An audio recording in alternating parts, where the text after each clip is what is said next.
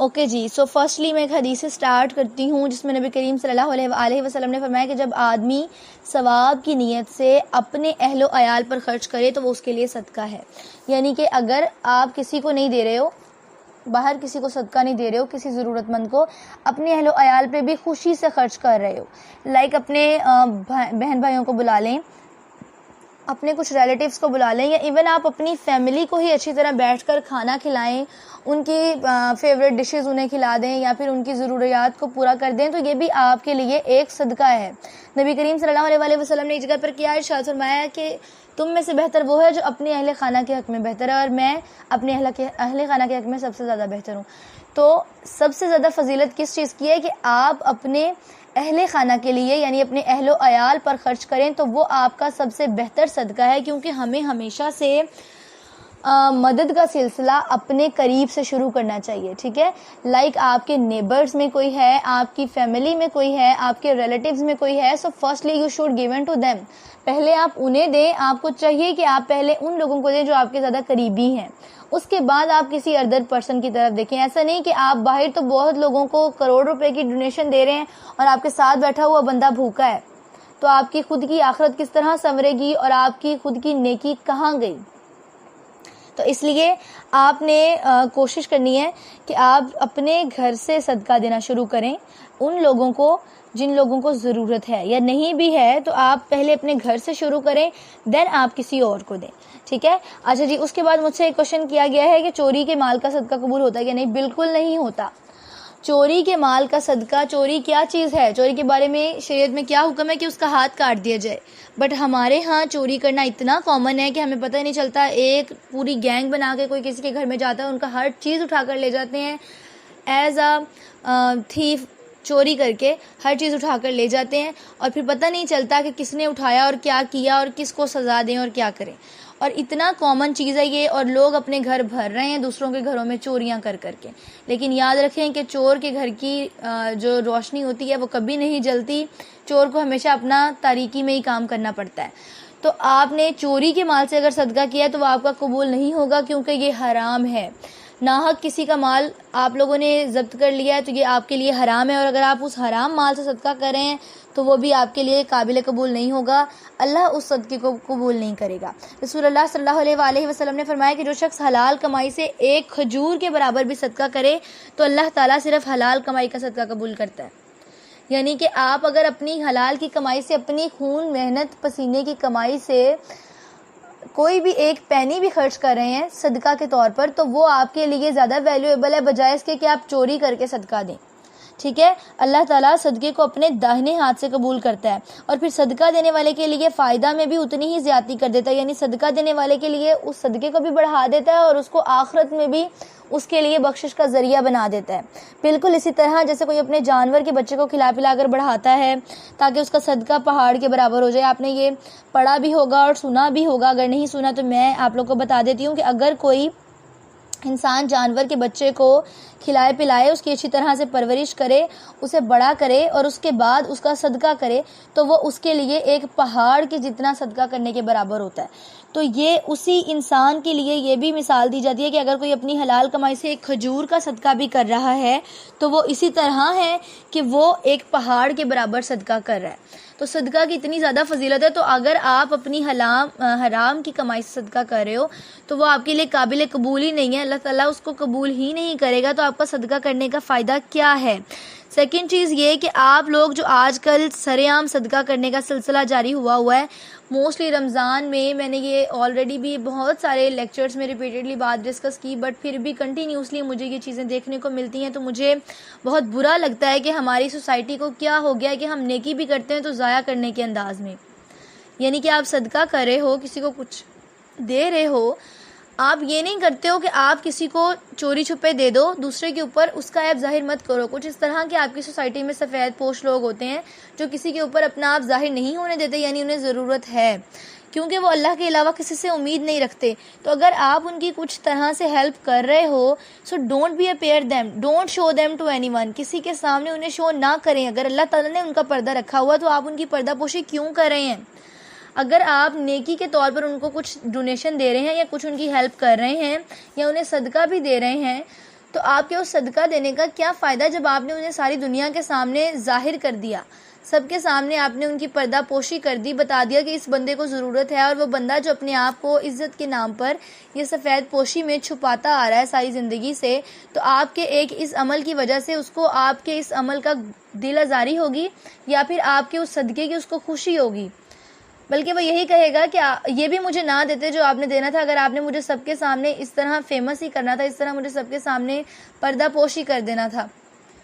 تو کوشش کریں کہ اس طرح کا کام نہ کریں۔ حضرت علی کا کیا فرمان ہے کہ نیکی کر کہ آپ کے ایک ہاتھ سے نیکی کریں کہ آپ کے دوسرے ہاتھ کو پتہ بھی نہ چلے، یعنی نیکی کریں اور دریا میں ڈالیں، اپنی نیکیاں کر کے بھولتے جائیں تاکہ وہ آپ کے لیے بڑھتی جائیں۔ اگر آپ اس کو احسان بنا کر جتانا شروع کر دیں گے یا پھر آپ دوسروں کو اس کے بارے میں بتانا شروع کر دیں گے کہ میں نے فلاں بندے کی فلاں ٹائم پہ ہیلپ کی تھی، اور دوسرے بندے کو اس کے بارے میں پتہ ہی نہیں کہ اس کو واقعی کسی کی ہیلپ کی ضرورت ہے یا نہیں، تو آپ کے لیے وہ اگلے بندے کی دل آزاری ہے، ٹھیک ہے؟ یعنی آپ نے جس کی ہیلپ کی ہے اس کے لیے وہ کتنا ہرٹ ہوا ہے کہ اگر اس نے کبھی میری ہیلپ کر ہی دی تھی تو اس کو مجھے دنیا کے سامنے اس طرح سے شو آف نہیں کرنا چاہیے تھا۔ آپ کے پاس دولت ہے، آپ اس کو شو آف مت کریں، جتنا آپ اپنے پردے میں صدقہ دیں گے اتنا ہی آپ کے لیے زیادہ قبول ہوگا۔ اس طرح ایک حدیث ہے کہ نبی کریم صلی اللہ علیہ وسلم نے فرمایا کہ 7 طرح کے آدمی ہوں گے جنہیں اللہ اپنے سائے میں جگہ دے گا، جن میں سے ایک وہ ہوگا جس نے صدقہ کیا مگر اتنے پوشیدہ طور پر کہ بائیں ہاتھ کو بھی خبر نہیں ہوئی کہ دائیں ہاتھ نے کیا خرچ کیا۔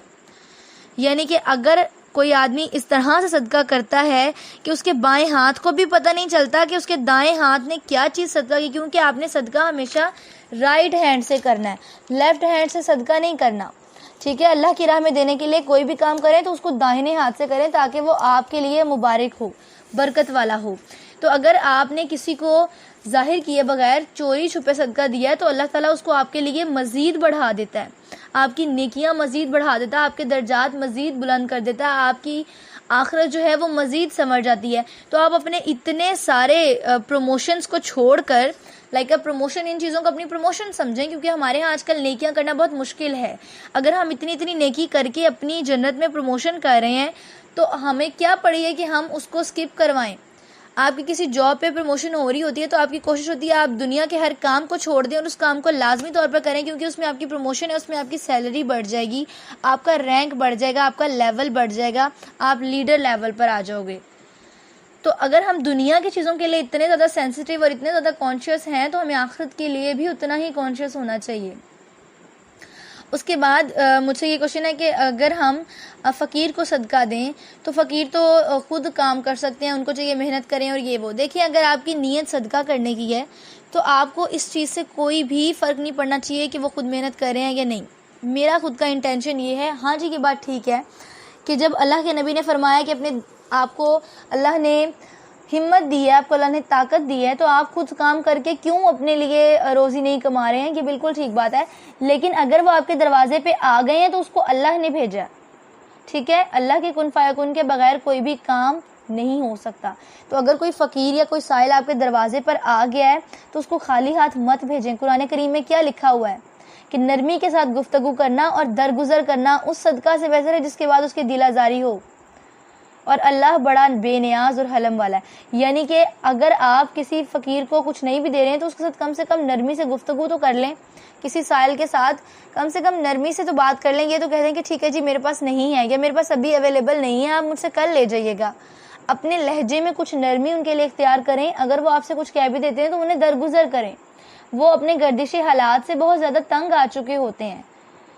یہ ایک الگ بحث ہے کہ وہ ڈیزرونگ ہیں یا نہیں ہے، لیکن پھر بھی اگر آپ کے دروازے پہ کوئی سائل آ گیا ہے، she or he is deserving or not, you should be given to them, آپ کو انہیں دینا چاہیے۔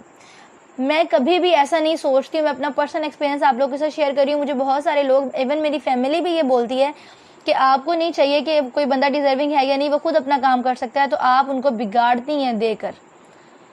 ہم نے اپنی آخرت سنوارنی ہے۔ مجھے ایسا نہیں لگتا کہ میں اگلے بندے کو بگاڑ رہی ہوں، مجھے ایسا لگتا ہے کہ میں اسے دے رہی ہوں، ایک تو میں اس کی ہیلپ کر رہی ہوں، سیکنڈ میں اس کو یہ ایک آئیڈیا دے رہی ہوں کہ آپ بھی خود سے کچھ نہ کچھ اپنی انکم جنریٹ کر کے دوسروں کی ہیلپ کر سکتے ہو، یعنی آپ بھی دینے والا ہاتھ بن سکتے ہو۔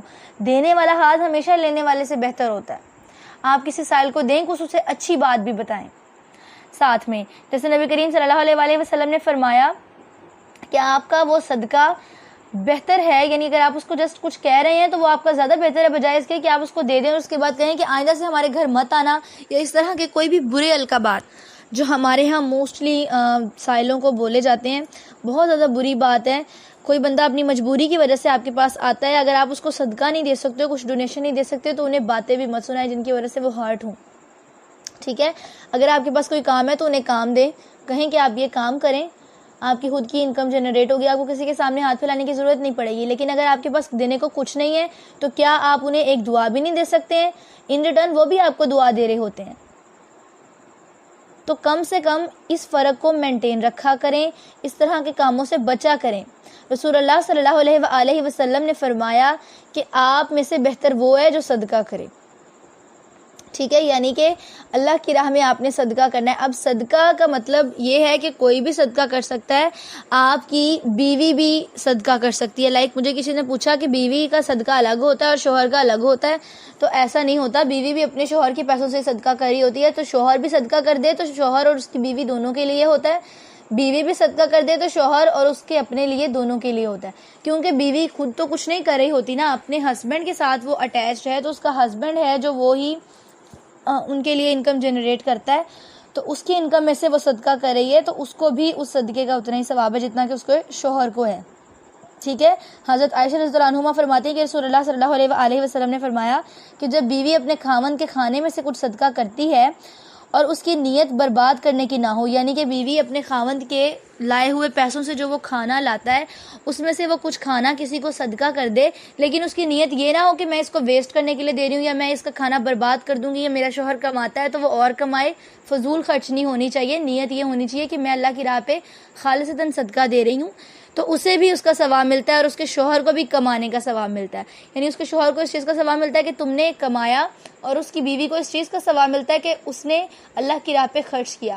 تو دونوں شوہر اور بیوی دونوں اس چیز کا ثواب لیتے ہیں ایک ہی کمائی کے اوپر. ٹھیک ہے. اور سیکنڈ چیز یہ کہ ضروری نہیں ہے کہ آپ کے پاس جتنا مال ہو وہ سارے کا سارا صدقہ کریں.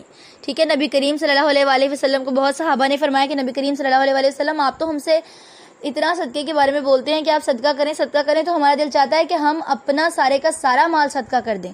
تو نبی کریم صلی اللہ علیہ وآلہ وسلم نے ان سے فرمایا کہ نہیں، سارے کا سارا مال صدقہ نہیں کرنا. رسول اللہ صلی اللہ علیہ وآلہ وسلم نے فرمایا کہ بہترین خیرات وہ ہے کہ جس کے دینے کے بعد بھی آدمی مالدار یا پھر غنی رہے، بالکل خالی ہاتھ نہ ہو جائے.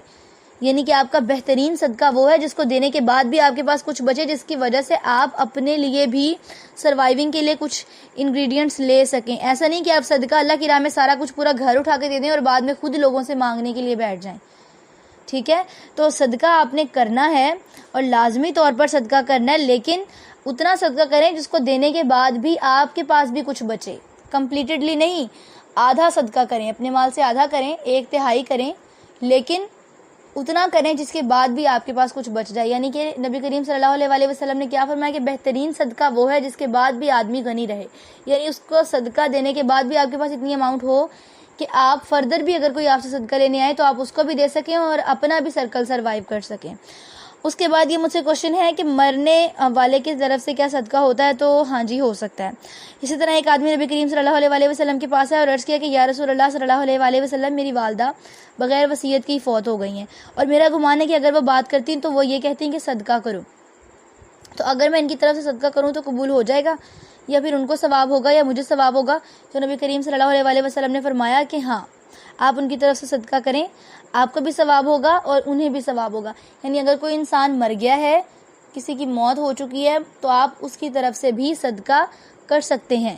ٹھیک ہے. اس کے بعد کیا چیز سب سے امپورٹنٹ ہے کہ آپ اپنے اہل خانہ کی طرف یا اپنے اہل و عیال میں جو لوگ مر چکے ہیں ان کی طرف سے صدقہ کریں، کیونکہ آپ ثواب کی نیت سے ان پر صدقہ کرتے ہیں، ان پر خرچ کرتے ہیں ان کی طرف سے، تو وہ آپ کے لیے اجر میں بڑھا دیا جاتا ہے.